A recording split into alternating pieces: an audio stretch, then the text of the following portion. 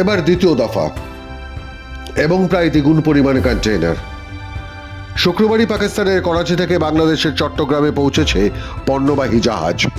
মাত্র মাসখানেক আগে প্রথম পণ্যবাহী জাহাজটি চট্টগ্রাম পৌঁছানোর পর এবার দ্বিতীয় দফা। কিন্তু একটি সরকারি নির্দেশ ঘিরে সন্দেহ দানা বেঁধেছে বাংলাদেশে। যে নির্দেশ এসেছিল খোদ অন্তর্বর্তী সরকারের প্রধানের দফতর থেকে। কি সেই নির্দেশ?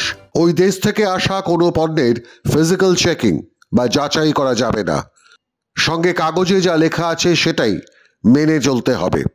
পাকিস্তানি পণ্যকে এই বিশেষ সুবিধা দেওয়ার কারণ কি, তা নিয়েই গোল বেঁধেছে বাংলাদেশে।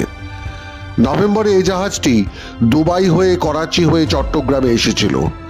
370টি কন্টেইনার ছিল তাতে, যার মধ্যে 297টি কন্টেইনার উঠেছিল করাচি থেকে, বাকিগুলি সব দুবাইয়ের। এবার কন্টেইনারের সংখ্যা প্রায় দ্বিগুণ, 699টি কন্টেইনার। বন্দর সূত্রে খবর, এই কন্টেইনারগুলিতে রয়েছে চিনি, আলু, পোশাক শিল্পে ব্যবহৃত কাপড়, রাসায়নিক, ডলোমাইটের মতো খনিজ পদার্থ। জাহাজের নাম MV-1 জিয়াং ফা জাং। আদতে এটি চীনা মালিকানাধীন। জাহাজটি চট্টগ্রামের বহিঃসমুদ্রে নোঙর করেছে। রবিবার কর্ণফুলী নদীতে চট্টগ্রামের মূল বন্দরে ঢুকে মাল খালাস করে চলে যাবে ইন্দোনেশিয়ার পথে।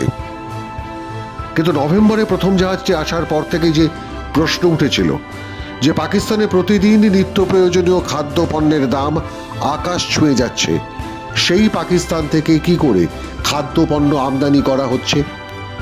নাকি পণ্য সামগ্রী আড়ালে রয়ে গেছে অস্ত্র আমদানির বরাত? ইতিমধ্যেই খবর, বাংলাদেশে বৈষম্য বিরোধী ছাত্র আন্দোলনের তরফে ছাত্রছাত্রীদের সামরিক প্রশিক্ষণের ব্যবস্থা করা হচ্ছে ঢাকা বিশ্ববিদ্যালয় ক্যাম্পাসে।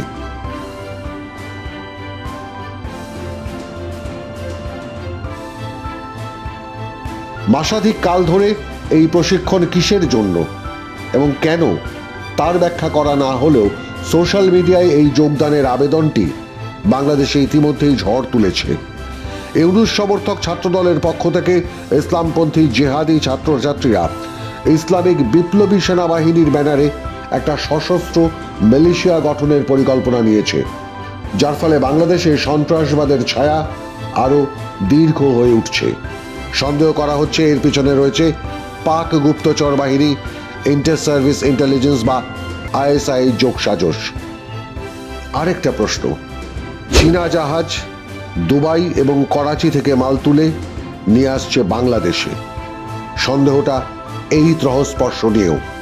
ব্লিটসের এক প্রতিবেদন এই প্রসঙ্গের উল্লেখ করে জানাচ্ছে, দুবাই ও কাতার হয়ে পাকিস্তানি সামরিক বাহিনীর স্পেশাল সার্ভিসেস গ্রুপ বা SSG অন্তত 5-6 জনের একটা দল, তাদের কর্মকর্তা এবছর নভেম্বর মাসে ঢাকায় ঢুকেছে, যাদের কাজ হবে ইসলামিক বিপ্লবী সেনাবাহিনী সদস্যদের প্রশিক্ষণ দেওয়া।